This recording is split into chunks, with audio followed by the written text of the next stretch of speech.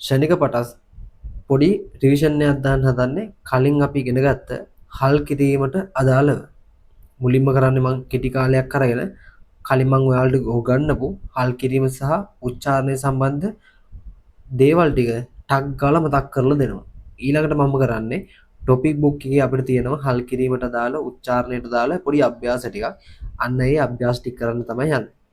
මුලින් අපි එදා මම ඔයාලට කිව්වා අපි මුලින්ම ගියා කුමුදි කියලා ලියන්න. ශනිකව ලිව්වනේ මහ ලොකු සීන් එකක් නැහැ. කුමුදි කියලා ලිව්වට පස්සේ මම ඔයාලට පෙන්නුවා බලන්න මේ කුමුදි කියලා ලිව්වම හරි ව්‍යංජන ස්වර ලස්සනට එකතු වෙලා මොනවද හදන්නේ? මෙන්න මේ ශබ්ද. මෙන්න මේ සම්පූර්ණ අකුරු. හරි? ඒතකොට සිංහල භාෂාවේදී මොකද්ද වෙන්නේ? සිංහල භාෂාවේදී බලන්නකො මේ කුමුදි කියද්දි මෙන්න මේක මෙන්න මේක මෙන්න මේක දැක්කද? මොනවද මේ? මේ වැවිලා පිල්ලම්. එහෙනම් සිංහල භාෂාවේ පිල්ලම් තියෙනවා. හැබැයි මේ පිල්ලම් වලින් කරන දේ ලස්සනට ස්වර ව්‍යංජන එකතු වෙලා කොරියානු භාෂාවේදී ලස්සනට වෙනවා. නේ කොමුදි කියලා ලස්සනට කොරියානු භාෂාවේ ස්වර ව්‍යංජන එකතු වෙලා ලිව්වනේ. හැබැයි පිල්ලම් පාවිච්චි කරේ නෑ ආවේ. නේද? එතකොට ඊළඟට ගියා අම්මා කියලා ලියන්න. අයන්න ලිව්වා. මාකුර ලිව්වා. හරි? හල්ම යන්න. ඉක්ුවේ මෙන්න මේක. මෙන්න මේක ලියන විදිහ හරියට අපිට තේරුනේ නැහැ. ඊට පස්සේ මම ඔයාලට කිව්වා හරි හල් කිරීම කියන්නේ මහ ලොකු සීන් එකක් නෙවෙයි. ව්‍යංජන අකුරු තියෙනවා. මේ ව්‍යංජන අකුරු මේ සම්පූර්ණ අකුරක් යටින් ලිව්වට පස්සේ ඒක හල් විදිහට තමයි සැලකෙන්නේ කියලා.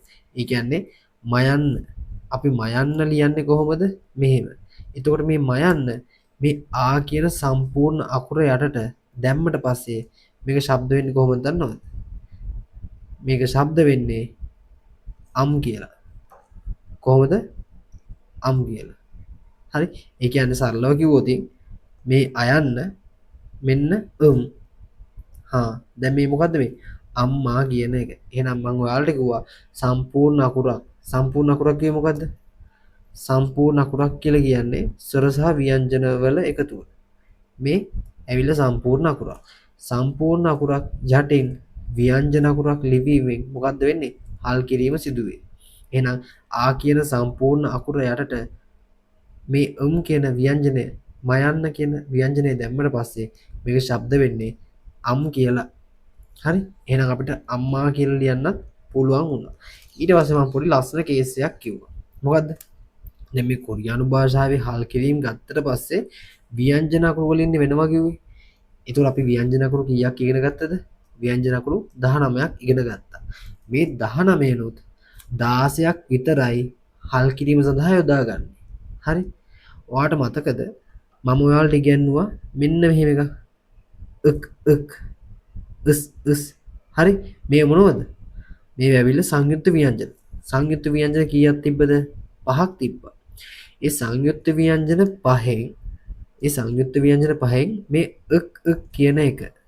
හරි? එක් කියන එක. ඊළඟට ඉස් කියන එක. හරි? ඉස් කියන එක ගත්තට පස්සේ මේ දෙකම හල් විදිහට අපිට දකින්න පුළුවන්. හැබැයි මේ එක් ඉස් වලට අමතරව තව තිබ්බා සංයුක්ත ව්‍යංජන 3ක්. ඒ මොනවද? මෙන්න තියෙනවා. මෙන්න මේ තුනම හල් කිරීමට යොදාගන්නේ නැහැ. හරිනේ? එහෙනම් හල් කරන්න අපි පාවිච්චි කරන්නේ ව්‍යංජන අකුරු 16ක්. ඒ ව්‍යංජන අකුරු 16ට හැබැයි ශබ්ද තියෙන්නේ 7ක් විතරයි. ඒක අපි ඉගෙන ගත්තා. මහලු කේස් යන්නේ. මම ඔයාලට කිව්වා මේ ආ කියන සම්පූර්ණ අකුර නේ.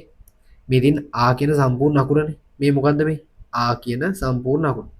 ඒතකොට මේ ආ කියන සම්පූර්ණ අකුර යටට ව්‍යංජන අකුරු ටික දාලා මම ලස්සනට ඔයාලට මේක පැහැදිලි කරලා දුන්නා. මම ඕන කෙටියෙන් නැවත මතක් කරලා දෙනවා. ඔන්න බලන්න. දැන් මුලින්ම මම කරන දේ තමයි ආ කියන සම්පූර්ණ අකුර යටට දානවා නයන්න කිව්වේ. මෙන්න මේක. දාමුකෝ. දැන් මේක ශබ්ද දෙන්නේ කොහොමද? මේක ශබ්ද වෙන්නේ අන් කියලා. ඒ කියන්නේ සරල කේස් එකක්. ඒක තමයි මෙතන තියෙන්නේ. මොකද්ද මේ තියෙන්නේ? මම ඔයාලට පැහැදිලි කරලා තියෙනවා. ව්‍යංජන අකුරු හල් අවස්ථාවේ තියෙන ශබ්ද 7යි. ඒ ශබ්ද 7 තමයි මෙතන මේ ලස්සනට දීලා තියෙන්නේ. මේක න්. එහෙනම් මේක ශබ්ද වෙන්නේ අන්. මේක එහෙනම් මේක ශබ්ද වෙන්නේ අම්. ඊළඟට මේ බිඳුව පොඩ්ඩ ලස්සන සීන් එකක් තියෙනවා මේ බිඳුවට. අපි බිඳුව බලන්න මෙන්න මෙතන. මේකතන ඒ කියන්නේ ආ කියලා ලියද්දි බිඳුව තියෙනවනේ.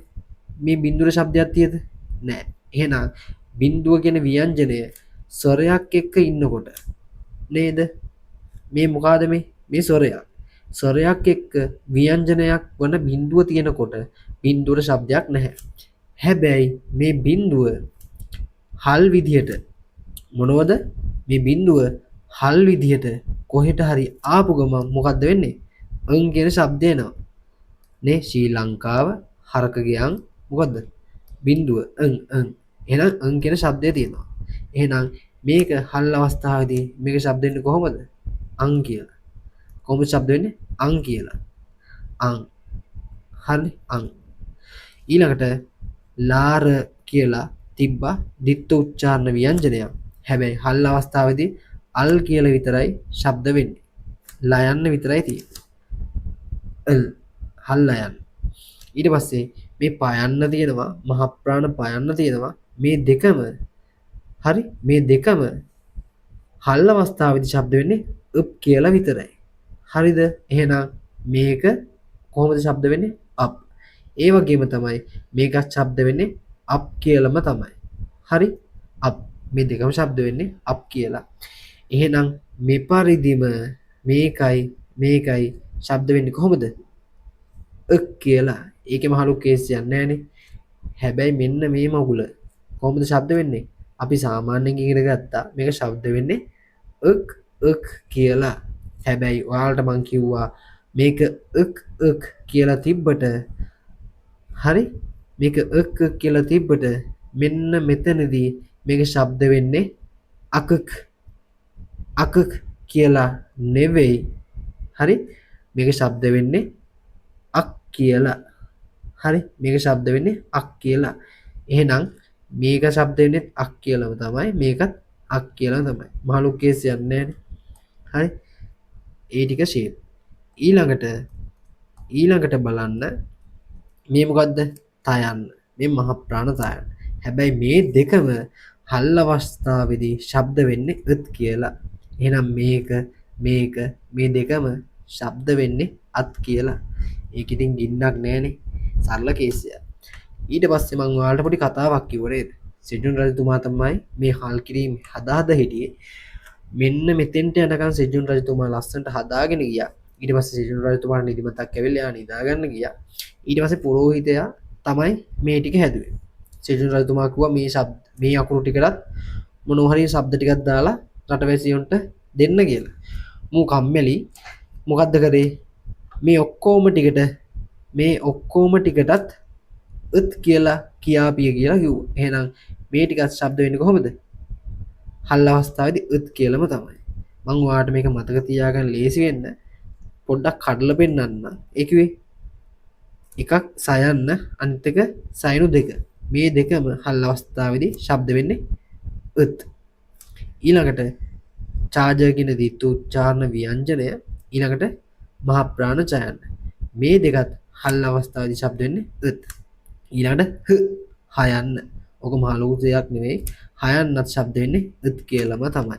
එහෙනම් ඔයාට මෙන්න මේක පොඩ්ඩක් මතක තියාගන්න. සයනු එක සයන්න සයනු දෙක මහ ප්‍රාණ චයන්න ditth උච්චාරණ ච කියන දෙක. ඊට පස්සේ මේ හයන්න චාජ මහ ප්‍රාණ චයන්න සයන්න ditth සයන්න. මේ හැම එකක්ම හල් විදිහට ආවොතින් හරි හල් විදිහට ආවොතින් කොහොමද ශබ්ද වෙන්නේ? ත් කියලා. එහෙනම් හරි සරලයි. මේ හැම එකක්ම හරි මේ හැම එකක්ම ශබ්ද වෙන්නේ මේ ඔක්කොම ටික කොහොමද ශබ්ද වෙන්නේ? අත්.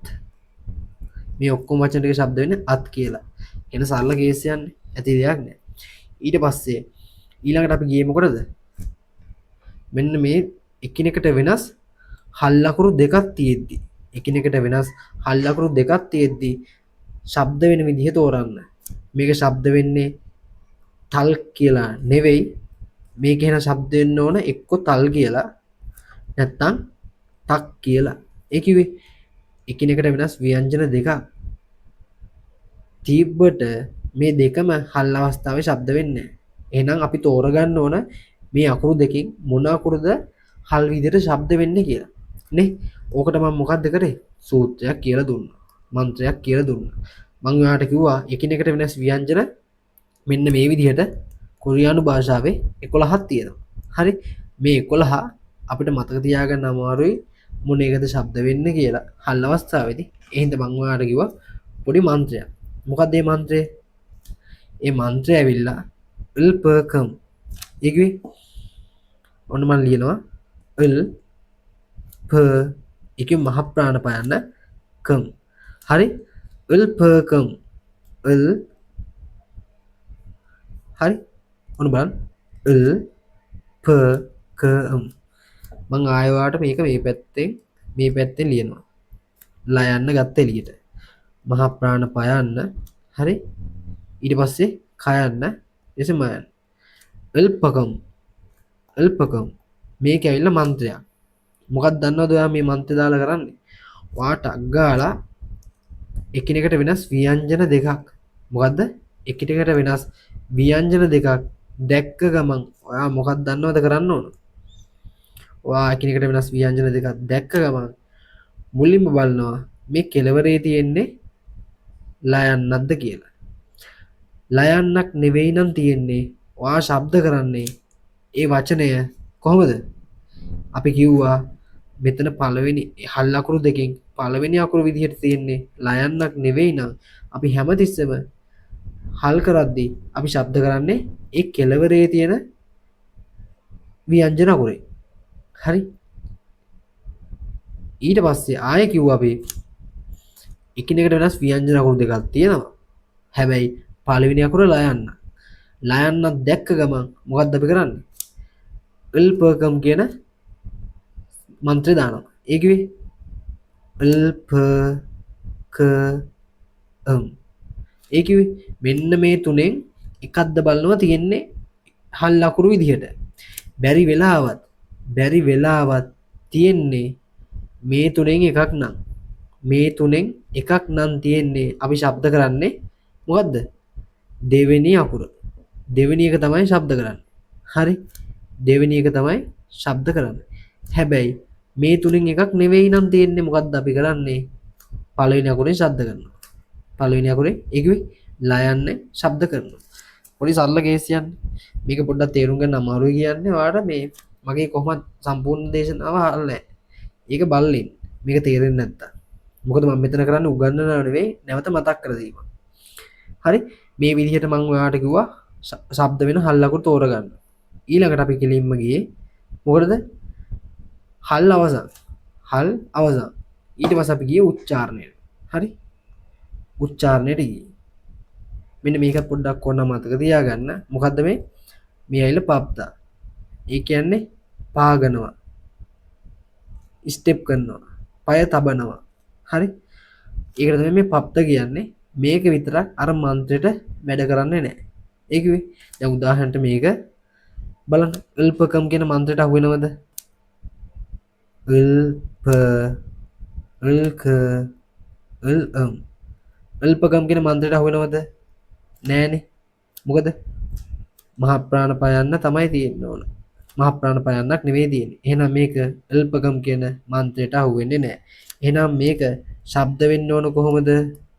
මේක ශබ්ද වෙන්න ඕන පළවෙනි අකුරේ. පළවෙනි අකුරෙන් තමයි ශබ්ද වෙන්න ඕන. පළවෙනි අකුරෙන් තමයි ශබ්ද වෙන්න ඕන. ඒකේ පල්දා කියලා තමයි ශබ්ද වෙන්න ඕන. හරිනම් මං කිව්වනේ මේක අර මන්ත්‍රය වල කරන්නේ නැහැ කියලා. එහෙනම් මේක හැබැයි ශබ්ද වෙන්නේ පප්තා කියලා. කොහොමද? පප්තා. එහෙනම් ඕක ඔයා මතක තියාගන්න ඕන. හරි? දෙවෙනි එකෙන් තමයි ශබ්ද වෙන්නේ. ඊට පස්සේ හල් කිරීම අවසන් වුණා. ඊළඟට අපි කෙලින්ම ගියේ උච්චාරණයට. මේක දැන් මම ඔයාලට උච්චාරණය කරන්න කිව්වා.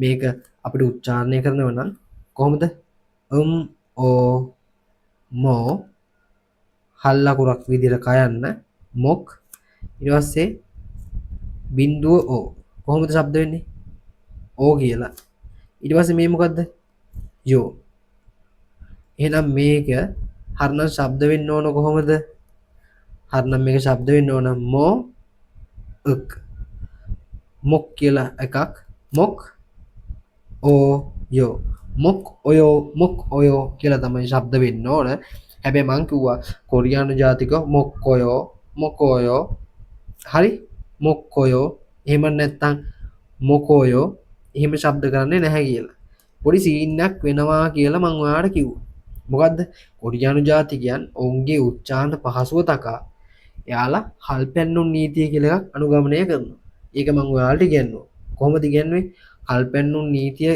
කොටස් තුනකට කඩලා තමයි ඉගෙනුවේ ඉතින් මම කිව්වා මුලින්ම මම කිව්වා මොකද්ද හයන්න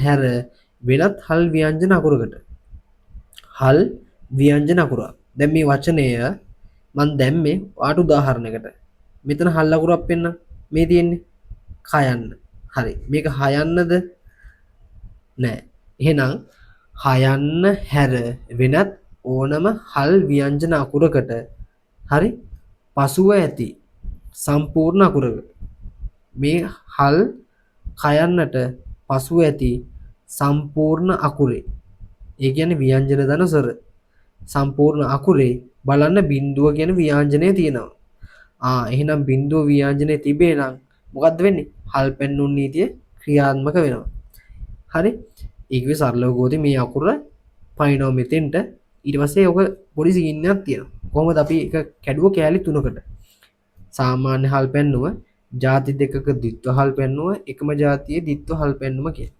මොකක්ද ඒ කිව්නේ සාමාන්‍ය හල් පැන්නුම කියලා කිව්වේ එක අකුරක් විතරක් හල් විදිහට තියෙනවා එක අකුරක් විතරක් හල් විදිහට තියෙනවා ඒතර මොකක්ද උනේ ඒ තනි ව්‍යංජනය පැන්නුව උඩට උදාහරණයකට මේක පැන්නුව මෙහාට ඊට පස්සේ අපි හිතින් මේක මොන වගේ අවස්ථාවකද දැන් තියෙන්නේ කියලා බැලුවොත් මෙන්න මේ විදිහට තමයි තියෙන්නේ එහෙනම් මේ අකුර හරි මෙන්න මේ වචනය ශබ්ද වෙන්නේ හරියට මෙහෙම තිබ්බා වාගේ කොහොමද මෝ දැන් මේ කාග කියන එක දෙවෙනි අකුරු විදිහට තියෙන්නේ එහෙනම් කාග කියන ශබ්ද දෙකෙන් දෙවෙනි ශබ්දය තමයි එන්නේ එහෙනම් මේක මෝ මේක ක් ඕ ගෝ මේක යෝ කොහොමද ශබ්ද වෙන්නේ මෝ ගෝ යෝ කියලා හරි මොගෝ යෝ කියලා තමයි